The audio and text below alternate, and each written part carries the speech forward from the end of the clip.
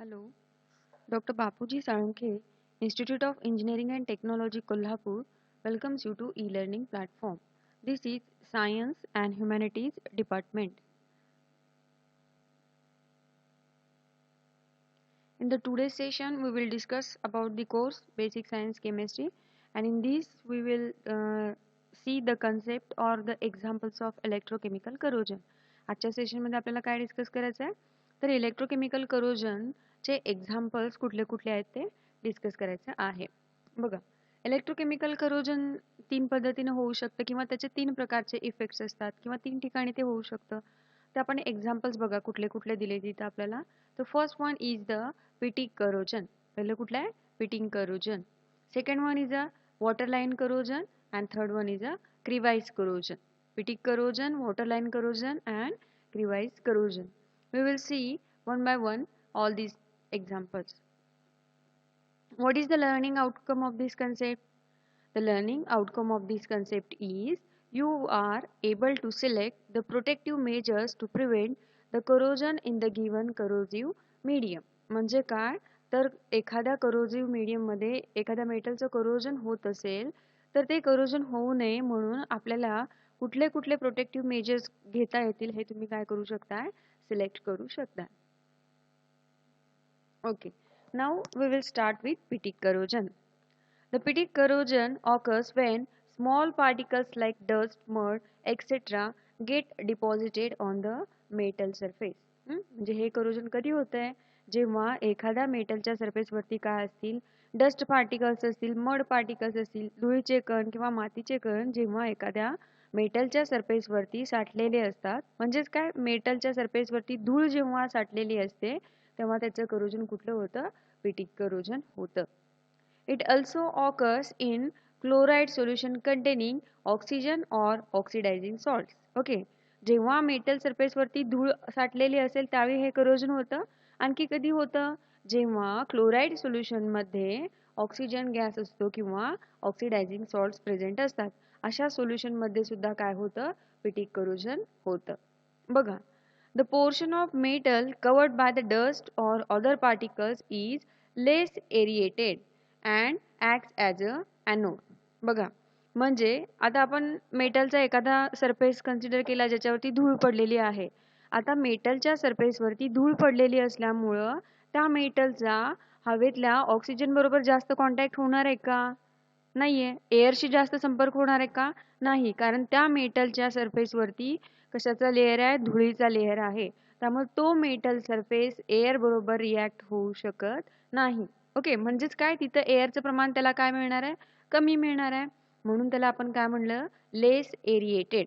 तिथं एअरचं प्रमाण त्याला काय करणार आहे कमी मिळणार आहे कारण का त्याच्या सरफेस वरती धूळ साठलेली असणार आहे. आणि आपण ऑलरेडी डिस्कस केलंय की ज्या पोर्शन मध्ये ऑक्सिजनचं प्रमाण कमी असतं त्यालाच आपण काय म्हणलं होतं लीस्ट ऑक्सिजनेटेड पार्ट. जिथं ऑक्सिजनचं किंवा एअरचं प्रमाण कमी असतं त्याला काय म्हणलं होतं आपण लीस्ट ऑक्सिजनेटेड पार्ट आणि तो पार्ट काय म्हणून काम करतोय ॲनोड म्हणून काम करतोय. या केसमध्ये सुद्धा मेटलच्या ज्या पोर्शन वरती धुळीचा कण असेल तिथं ऑक्सिजनचं किंवा एअरचं प्रमाण कमी असणार आहे आणि म्हणून तो काय म्हणून काम करणार आहे ॲनोड म्हणून काम करणार आहे. The other portion of metal exposed to more oxygen of the environment acts as a cathodic region. Okay, मग उरलेला जो पोर्शन आहे मेटलचा ज्याच्यावरती धुळीचा लेयर नाहीये लक्षात आलं का त्याच्यावर तिथं काय असणार आहे सांगा एअरचं किंवा ऑक्सिजनचं कॉन्सन्ट्रेशन काय असणार आहे जास्त असणार आहे. मग ऑक्सिजनचं कॉन्सन्ट्रेशन जास्त आहे म्हणजेच तो काय आहे मोर ऑक्सिजनेटेड पोर्शन आहे. तिथं ऑक्सिजनचं प्रमाण जास्त आहे आणि म्हणून तो रिजन काय म्हणून ऍक्ट करतोय कॅथोडिक रिजन म्हणून काम करतोय. लक्षात आलं का? बघा, एका मेटलचे दोन पार्ट्स आहेत. एका पार्ट वरती जिथं धुळीचं लेयर साठलेलं आहे तिथं ऑक्सिजनचं प्रमाण कमी असल्यामुळे तो पार्ट ॲनोड म्हणून ऍक्ट करणार आणि जिथं धूळ नाहीये तिथं ऑक्सिजनचं प्रमाण जास्त असणार हवेमधल्या ऑक्सिजनच्या जास्त कॉन्टॅक्ट मध्ये येणार तो मेटल आणि म्हणून तिथं काय असणार आहे तो कॅथोड म्हणून काम करणार आहे. लक्षात आलं का? म्हणजे मेटलच्या पीस मध्ये धुळीच्या खालचा पोर्शन हा ॲनोड म्हणून ऍक्ट करतो आणि धूळ नसलेला पोर्शन काय म्हणून ऍक्ट करतो कॅथोड म्हणून काम करतो. Okay, corrosion takes place at the portion below dust. And a small पीट इज फॉर्म. मग आता इथं करोजन कुठे होतंय नेहमी आपण बघितलं तर ॲनोड वरती करोजन होतंय. म्हणजे या केसमध्ये सुद्धा पोर्शन बिलो द डस्ट म्हणजे धुळीच्या खालचा जो पोर्शन आहे जो ॲनोड म्हणून काम करतोय फक्त तेवढ्याच पोर्शनचं काय होणार आहे करोजन होणार आहे. तेवढ्याच पोर्शनची काय होणार आहे झीज होणार आहे. आणि झीज झाल्यामुळं तिथं काय निर्माण होतं स्मॉल पीट म्हणजे काय छोटंसं होल निर्माण होतं तिथं. आणि म्हणून या करोजनला आपण काय म्हणलंय पिटिक करोजन. इथं पीट्स डेव्हलप होतात म्हणून याला काय म्हणलं आपण पिटिक करोजन. आता आपण ह्या डायग्राम मध्ये आपल्याला दिसते बघा हा पीस ऑफ मेटल आहे आणि एवढ्याच पोर्शन वरती फक्त धूळ साठलेली आहे इथं. आता या पोर्शन वरती धूळ साठल्यामुळं या मेटलला हवेतला ऑक्सिजन मिळणार नाहीये. इथं ऑक्सिजनचं प्रमाण काय असणार आहे कमी असणार आहे. आणि ॲज कम्पेअर टू हिअर ऑक्सिजनचं प्रमाण इकडे काय असणार आहे जास्त असणार आहे. कारण ह्याच्यावरती काही धूळ वगैरे दिसतं का बघा नाहीये. म्हणजे सराउंडिंग मधला जो काही ऑक्सिजन असेल तो इथं असणार आहे. म्हणजे हा एकच मेटल आहे त्याचा धुळी खालचा पोर्शन हा काय आहे बघा लिस्ट ऑक्सिजनेटेड आहे. म्हणजे ऑक्सिजनचं प्रमाण इथं कमी आहे. आणि इकडचा जो पोर्शन आहे तो काय आहे मोर ऑक्सिजनेटेड. म्हणून हा पोर्शन ॲनोड म्हणून काम करणार आणि हा रिमेनिंग पोर्शन काय म्हणून काम करणार आहे कॅथोड म्हणून काम करणार आहे. मग ॲनोडचं करोजन होतं नेहमी म्हणजे एवढ्या पोर्शनचं काय होणार आहे इथं करोजन होणार आहे. बघा म्हणजे हा जर Fe असेल आयनचा रॉड असेल तर रिॲक्शन काय होणार Fe gives rise to Fe++ आणि 2 इलेक्ट्रॉन्स. म्हणजे इथला जो मेटल आहे Fe त्याची झीज होऊन त्याचं आयन्स मध्ये कन्व्हर्जन होईल. लक्षात आलं का. म्हणजे डस्टच्या खालचा एवढाच जो पोर्शन आहे त्याचं काय झालं करोजन झालं किंवा झीज झाली. आता या डायग्राम मध्ये पण आपल्याला दिसते बघा हा पूर्ण रॉड आहे याच्यावरती काही ठिकाणीच असे होल्स निर्माण झालेत हे. ओके मग अशा टाईपच्या करोजनला आपण काय म्हणायचं आहे पिटिक करोजन. ओके म्हणजे इथं काय निर्माण झाले ते छोटे छोटे पीट्स होल्स निर्माण झालेत म्हणून ह्याला काय म्हणायचं पिटिक करोजन. ओके आणि पिटिक करोजन हे कशामुळे होतं due to presence of dust particles और mud particles on the metal surface. मेटलच्या सरफेस वरती धुळीचे कण वगैरे असल्यामुळं पिटिक करोजन होतं. The rate of corrosion increases due to small anodic area and large cathodic areas. आणि इथं करोजनचा रेट सुद्धा कसा होतोय वाढत जातोय. कारण का इथं कॅथोडिक एरिया जो आहे कॅथोडिक एरिया दिस वन हा काय आहे मोठा आहे. इथं पण बघा हा जो कॅथोडिक एरिया आहे तो मोठा आहे आणि ॲनोडिक एरिया काय आहे स्मॉल आहे. त्यामुळे करोजन काय होणार आहे इथंच इंटेन्स होणार आहे. करोजनचा रेट काय होणार आहे वाढणार आहे. ओके अशा पद्धतीने या करोजन मध्ये कुठल्याही मेटल सरफेसला पीट्स होल्स निर्माण होतात छोटे छोटे खड्डे निर्माण होतात म्हणून त्याला काय म्हणलंय आपण पिटिक करोजन. बघा इथं छोटे छोटे डिप्रेशन दिसतात इथं आपल्याला छोटेसे खोलगट भाग दिसतो इथे तयार झालेला करोजन मुळे त्याला काय म्हणायचं पीट्स. ओके आणि म्हणून या करोजनला आपण काय म्हणणार आहे pitting corrosion. Now we will discuss the water line corrosion. बघा वॉटर लाईन नावावरूनच लक्षात येते वॉटर लाईन म्हणजे पाण्याचे लेवल पाण्याच्या लेवलच्या ठिकाणी काय होणार आहे करोजन होणार आहे. बघा it is a type of oxidation process that can happen to material in contact with water.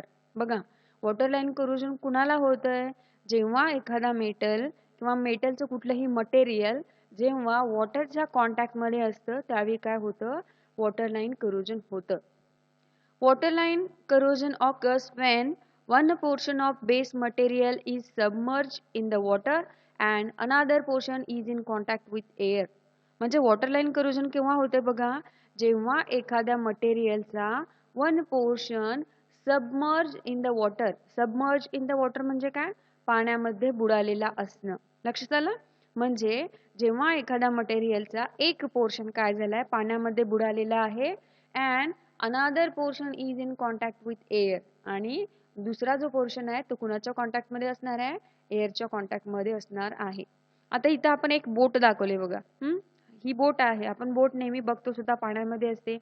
तर बोट जी आहे त्या बोटचा काही पोर्शन पाण्याच्या आतमध्ये असतो आणि काही पोर्शन पाण्याच्या वरती असतो. लक्षात आलं का. मग त्या बोटचं करोजन कुठल्या रिजन मध्ये होणार आहे the part of material submerge in water. म्हणजे या बोटचा जो पोर्शन पाण्यामध्ये बुडलेला असणार आहे त्या पोर्शनचं काय होणार आहे करोजन होणार आहे. आता हे असं का होतं बघा. Waterline corrosion occurs because of the differential oxygen concentration between the atmosphere and the water. बघा, वॉटरलाईन करोजन कशामुळे होतं? कारण तिथं काय आहे, डिफरन्शियल ऑक्सिजन कॉन्सन्ट्रेशन, ऑक्सिजनचं प्रमाण वेगळं वेगळं आहे.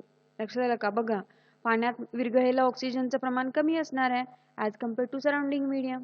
लक्षात येते का? एअरमध्ये, हवेमध्ये ऑक्सिजन जास्त असणार आहे ॲज कम्पेअर टू वॉटर. पाण्यापेक्षा हवेमध्ये ऑक्सिजनचं जास्त प्रमाण असतं. म्हणजे इथं काय झालं बघा, डिफरन्शियल ऑक्सिजन म्हणजे ऑक्सिजनचं प्रमाण पाण्याच्या आतमध्ये आणि पाण्याच्या वरती म्हणजे एअरमध्ये काय नाहीये, सेम नाहीये, आणि त्यामुळे इथं काय होतं, कोरोजन होतं. This happens because the portion of the substrate exposed to higher amount of oxygen becomes cathode, while the portion of substrate exposed to less oxygen becomes an anode. बघा, हे कोरोजन होताना काय होतं की portion of the substrate, substrate म्हणजे काय, जे काय मटेरियल असेल किंवा तुमचं जे काय आर्टिकल असेल. आता आपण इथं बोट कन्सिडर केले, मग आपली सबस्ट्रेट काय त्याला बोट. जेव्हा आपण जर बोट कन्सिडर केली तर त्याच्यामध्ये कुठला पोर्शन कॅथोड म्हणून काम करणार आहे, the portion of substrate expose to higher amount of oxygen. म्हणजे जिथं ऑक्सिजनचं प्रमाण, जिथं एअरचं प्रमाण जास्त असणार आहे तो पोर्शन काय म्हणून काम करणार आहे, कॅथोड म्हणून काम करणार आहे. म्हणजे आपण जे बोटचं एक्झाम्पल डिस्कस केलं तिथं बोटचा पाण्याचा वरचा पोर्शन जो आहे तो काय म्हणून काम करणार आहे, कॅथोड म्हणून काम करणार आहे. while the portion of substrate exposed to less oxygen becomes an anode. आणि जो पोर्शन सबस्ट्रेटचा म्हणजे त्या मटेरियलचा कमी ऑक्सिजनच्या कॉन्टॅक्टमध्ये आहे, कमी ऑक्सिजनच्या, म्हणजे जर आपण बोट कन्सिडर केली तर बोटीचा पाण्यात बुडलेला भाग जो आहे तिथं ऑक्सिजनचं प्रमाण काय असणार आहे, कमी असणार आहे. म्हणून तो एरिया किंवा तो पोर्शन काय करणार आहे, ॲनोड म्हणून काम करणार आहे. लक्षात आलं? मग आता इथे दोन पोर्शन झाले, एक झाला कॅथोड आणि दुसरा काय झाला, ॲनोड. बघा, the creation of an anode and cathode allows the oxidation to occur. म्हणजे इथं एअरचं कॉन्सन्ट्रेशन सेम नसल्यामुळं त्या बोटीचा एक पोर्शन ॲनोड म्हणून काम करायला लागला आणि दुसरा पोर्शन काय झाला, कॅथोड म्हणून काम करायला लागला. आणि त्याच्यामुळं इथं काय आले, दोन डिसिमिलर मेटल्स आले आणि त्यांच्यामुळे इथं काय होणार आहे, कोरोजन होणार आहे. आता कोरोजन कुठं होतं बघा, नेहमी ॲनोड वरती होतं. म्हणजे इथं सुद्धा ॲनोडचंच कोरोजन होणार. म्हणजे काय होणार बघा, this ultimately causes the area of substrate submerge in water to become oxidised and corroded. म्हणजे काय होणार आहे, आता पाण्यामध्ये बुडालेला पोर्शन काय म्हणून काम करतोय, ॲनोड म्हणून काम करतोय. त्यामुळं त्या पोर्शनचं काय होतं, ऑक्सिडेशन होतं. म्हणजे तिथं काय होणार आहे, कोरोजन होणार आहे. लक्षात आलं तुमच्या? म्हणजे वॉटरलाईन कोरोजन केव्हा होतं, जेव्हा एखाद्या मटेरियलचा अर्धा पोर्शन पाण्यामध्ये बुडालेला असेल आणि अर्धा पोर्शन पाण्याच्या वरती असेल. ओके, मग वॉटरलाईन कोरोजन कुठं होतं, अबोव द वॉटर लेवल होतं का बिलो द वॉटर लेवल होतं? बघा, बिलो द वॉटर लेवल पाण्याच्या आतमध्ये होतं का पाण्याच्या वरती होतं? पाण्याच्या आतमध्ये. म्हणजे हे जे वॉटर लाईन कोरोजन आहे it occurs below the water level, पाण्याच्या पातळीच्या खाली होतं. कारण तो पोर्शन ऑक्सिजनचं प्रमाण काय असतं तिथं कमी असतं, लिस्ट ऑक्सिजनेटेड पोर्शन आहे. म्हणून तो पोर्शन काय म्हणून काम करतो, ॲनोड म्हणून काम करतो. आपण डेली लाईफ मधले सुद्धा एक्झाम्पल बघू शकतो. बघा, कुठेही बघा, एखादा मेटल असेल किंवा आपण पाण्यामध्ये बसवलेला मोटर्स असतात बघा ग्रामीण भागात वगैरे, तर त्याचा जो पोर्शन आतमध्ये आहे, पाण्याच्या आतमध्ये डीप झालेला आहे, बुडलेला आहे, तो पोर्शनचं काय होतं, कोरोजन होतं. आणि अशा पद्धतीच्या कोरोजनला आपण काय म्हणतो, वॉटर लाईन कोरोजन. बघा, आता इथे सुद्धा एक्झाम्पल दिले. When water is stagnant in steel tank, the concentration of oxygen above the water surface is greater than under the water surface. This generates an oxygen concentration cell. In this cell, the metal just above the water level is cathodic with respect to the metal below the water level. बघा, आता इथं काय म्हणलंय, हा एक steel tank आहे आणि त्याच्यातलं जे पाणी आहे ते काय आहे, स्टॅग्नंट आहे म्हणजे स्थिर आहे ते पाणी. ओके. आता एक मेटल रॉड आहे किंवा मेटलचा एक पोर्शन आहे, त्याला आपण काय केलंय, ह्या पाण्यामध्ये डीप केलंय. ओके. आता या मेटलचा अर्धा पोर्शन काय आहे, पाण्याच्या आतमध्ये आहे, बुडलेला आहे, सबमर्ज आहे, आणि अर्धा पोर्शन काय आहे, पाण्याच्या वरती आहे. ह्याला काय म्हणायचं, वॉटर लाईन. ही जी आहे ती काय, वॉटर लाईन म्हणजे काय, वॉटर लेवल. आता बघा, ऑक्सिजनचं प्रमाण या पोर्शन मध्ये काय असणार आहे, कमी असणार आहे. कारण इथं इथं कुठला ऑक्सिजन असणार आहे, फक्त एवढ्या पाण्यामध्ये डिझॉल्व्ह झालेला. आणि इथं बघा, ऑक्सिजनचं प्रमाण काय असणार आहे, जास्त असणार आहे. कारण इथं काय आहे बघा, सराउंडिंग मीडियम मधला फ्री ऑक्सिजन आहे. म्हणजे इथं या मेटलच्या सभोवती एअरचं कॉन्सन्ट्रेशन सेम नाहीये. म्हणजेच इथं काय आहे, डिफरन्शियल एरिएशन. मग हा जो पोर्शन आहे जिथं ऑक्सिजनचं प्रमाण काय आहे, कमी आहे, तो काय म्हणून काम करणार, ॲनोड म्हणून काम करणार. आणि हा पोर्शन काय म्हणून काम करेल, कॅथोड म्हणून काम करेल. मग करोजन कुठल्या पोर्शनचं होणार, ॲनोडचं. म्हणजे करोजन नेहमी कुठं होतं, बिलो दी वॉटर लेवल, पाण्याच्या पातळीच्या आतमध्ये खाली त्याचं काय होतं, करोजन होतं. म्हणजे इथं सुद्धा हा जो झिंक रॉड आहे, त्याचा हा जो पोर्शन पाण्यामध्ये आहे त्याचं फक्त काय होणार आहे, करोजन होणार आहे. आणि वरच्या पोर्शनचं करोजन होणार नाही. ओके. मग अशा पद्धतीचे जे करोजन असतात त्याला काय म्हणायचं, water line corrosion. Now we will see the crevice corrosion. बघा, क्रिवाइज करोजन याच्या नावावरूनच लक्षात ठेवू शकता. क्रिवाइज म्हणजे काय, एक बारीक फट, गॅप राहणं. गॅप राहणं किंवा फट राहणं, त्यालाच आपण काय म्हणतो, क्रिवाइज म्हणतो. Crevice corrosion occurs when the gap or crevice is formed between two metals or metal and non-metallic surface. बघा, क्रिवाइस करोजन केव्हा होतं, जेव्हा दोन मेटल्स मध्ये एक स्मॉल गॅप असेल. लक्षात आलं का, दोन मेटलचे सरफेसेस आहेत आणि त्यांच्यामध्ये एक स्मॉल गॅप असेल, बारीक फट असेल, तर करोजन होतं. किंवा एक मेटल आहे आणि तो कुणाच्या कॉन्टॅक्ट मध्ये आहे, नॉन मेटलच्या कॉन्टॅक्ट मध्ये आहे. एक काय आहे, मेटल आहे आणि दुसरा कोण आहे, नॉन मेटल आहे. या दोघांच्या मध्ये जरी बारीक फट राहिली, बारीक गॅप राहिला, तरी सुद्धा काय होत आहे, करोजन होत आहे. बघा, आता इथे तुम्हाला डायग्राम मध्ये दिसते बघा, हा एक पीस ऑफ मेटल आहे आणि हा एक पीस ऑफ मेटल आहे. ओके. आता या दोन सरफेसेस मध्ये फक्त बारीक गॅप राहिलेला आहे बघा, बारीक क्रिवाइस आहे. आता या केस मध्ये काय होणार आहे, डिफरन्शियल एरिएशन होणार आहे. बघा कसं ते, बघा आता इथं या दोघांच्या मध्ये हा जो गॅप राहिलेला आहे, या गॅप मध्ये काय होणार आहे, करोजन होणार आहे. मग या गॅप मध्ये कसं करोजन होतं आपण डिस्कस करूया. बघा, due to crevice there is a difference in aeration. बघा, बारीक फट असल्यामुळे तिथे एअरचं कॉन्सन्ट्रेशन सुद्धा काय असणार आहे, वेगळं असणार आहे. बघा, the concentration of oxygen is higher on outside the gap.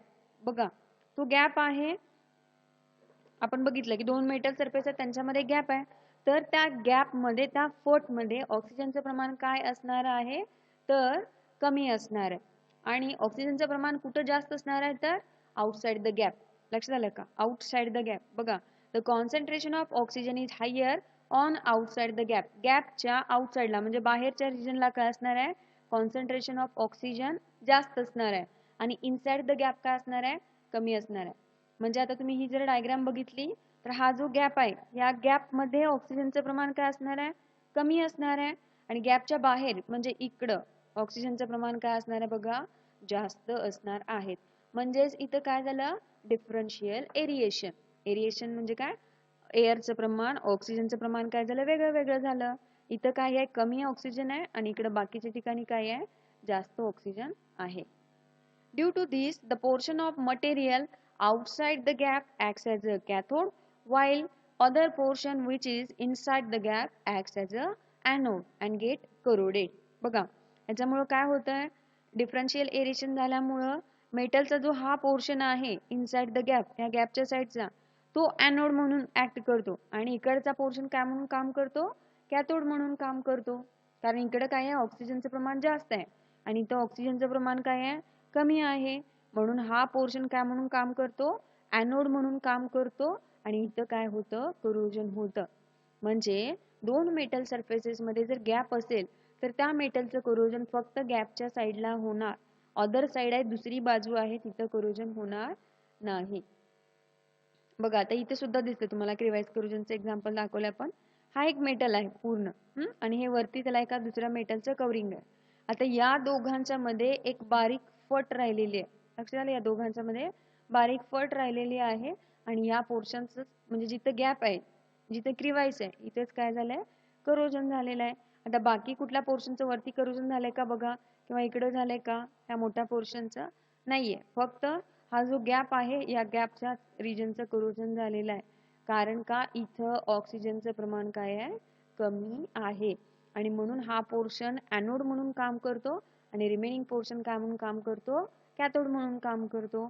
आणि ॲनोडचं करोजन होतं त्यामुळं या क्रिवाइस रिजन मध्ये गॅप मध्ये काय होणार आहे, मेटलचं करोजन होणार आहे. बघा आता crevice corrosion can be minimised by eliminating crevice by welding. म्हणजे क्रिवाइस करोजनला आपण कमी कसं करू शकतो, तर तो जो गॅप आहे तो गॅप आपण काय करायचा, घालवायचा. एलिमिनेट करायचा म्हणजे घालवायचा. कसं, बाय वेल्डिंग. म्हणजे त्या दोन मेटल सरफेसेसना वेल्डिंग करून जॉईन करू शकतो आपण. वेल्डिंग आपण हे करू शकतो. वेल्डिंग आपण दोन मेटल सरफेसेसना जॉईन करण्यासाठी वापरतो टेक्निक ते. मग इथं सुद्धा ज्या दोन मेटल सरफेस मध्ये गॅप आहे तो गॅप काय करायचा, वेल्डिंगनी भरून काढायचा. त्यामुळे तिथं डिफरन्शियल एरिएशन होणार नाही आणि तिथं करोजन सुद्धा होणार नाही. आणि दुसरं काय म्हणलंय बघा, use of alloys for the resistant to crevice corrosion. म्हणजे आपण काय करू शकतो, रेजिस्टंटला अपोज करण्यासाठी अलॉयज वापरू शकतो. अलॉय म्हणजे काय असतं, तर it is the homogeneous mixture of to or more elements. एकापेक्षा जास्त मूलद्रव्यांचं हे काय असतं, एकजीव मिश्रण असतं किंवा मिक्सचर असतं आणि त्याच्यामध्ये काय असतो, मेटल एकतरी प्रेझेंट असतो. आणि अलॉयची प्रॉपर्टी काय असते, तो करोजन रेजिस्टंट असतो. म्हणून आपण क्रिवाइस करोजन स्टॉप करण्यासाठी काय करू शकतो, करोजन रेजिस्टंट अलॉय वापरू शकतो. आता स्टील बघा, आपण घरी वापरतो स्टील. स्टील सुद्धा काय अलॉय आहे आणि स्टीलचं कधी करोजन होतं का, नाही होत, कारण तो काय आहे, अलॉय आहे. मग इथं सुद्धा क्रिवाइस करोजन होऊ नये म्हणून आपण काय वापरू शकतो, अलॉय वापरू शकतो. बघा आजच्या सेशन मध्ये आपण काय काय डिस्कस केलं, तर एक्झाम्पल्स ऑफ इलेक्ट्रोकेमिकल करोजन मध्ये आपण पीटिक करोजन डिस्कस केलं, जे कशामुळे होतं, due to presence of dust particles. Okay, त्याच्यानंतर आपण डिस्कस केलं वॉटर लाईन करोजन, जे कुठं होतं, बिलो वॉटर लेवल, वॉटर लेवलच्या खाली होतं. आणि तिसरं आपण काय डिस्कस केलं, क्रिवाइस करोजन, जे कशामुळे होतं, due to presence of gap और क्रिवाइस. दोन मेटल सरफेस मध्ये किंवा एक मेटल आणि नॉन मेटल मध्ये गॅप प्रेझेंट असल्यानंतर हे करोजन होतं, म्हणून त्याला काय म्हणलं, क्रिवाइस करोजन. Okay, thank you.